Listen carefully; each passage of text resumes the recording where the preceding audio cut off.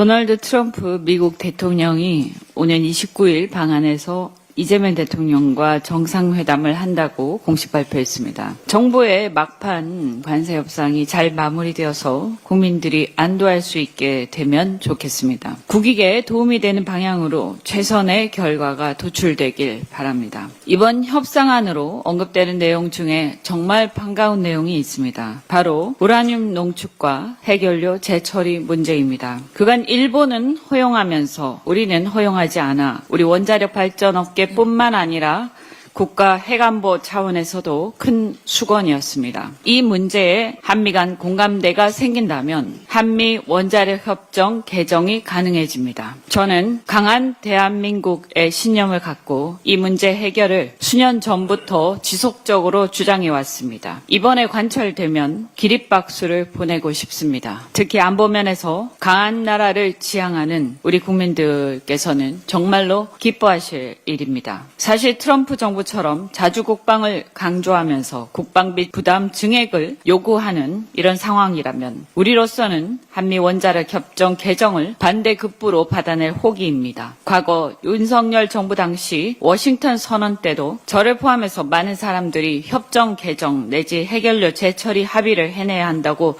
주장을 했습니다만 윤석열은 오히려 핵 확산 금지 의무 선언만 하고 그냥 돌아왔습니다. 이재명 정부는 꼭 관철할 수 있길 바라면서 무한한 응원을 보냅니다. 따져보면 이번 관세 협상이 만약 타결된다면 가장 큰 수혜자는 사실상 현대기아차가 될 것입니다. 현대차와 그 자동차 생태계나 그 소속원들이 그 정도의 국가대표 선수 취급이 되는 데에 대한 애국심과 책임감, 우리 국민들에 대한 염치를 응당 갖고 있기를 바랍니다. 어제 경찰청이 캄보디아를 비롯한 동남아시아 지역 범죄단체에 공동 대응하기 위한 국제공조협의체를 발족했습니다. 제가 인터폴 등 국제 수사기구와의 공조가 필요하다고 강조했었는데 이제 국경을 초월한 합동작전에 나선다니 참 다행입니다. 그런데 한편 사실 윤석열 정부와 검찰공화국이 끼친 폐해가 이 캄보디아 사건까지도 뻗어 있다고 생각합니다. 윤석열 정부 시절인 2023년 경찰청 외사국을 폐지하고 국제협력관을 두는 것으로 조정해서 외사 담당 인력 1000명이 넘게 있다가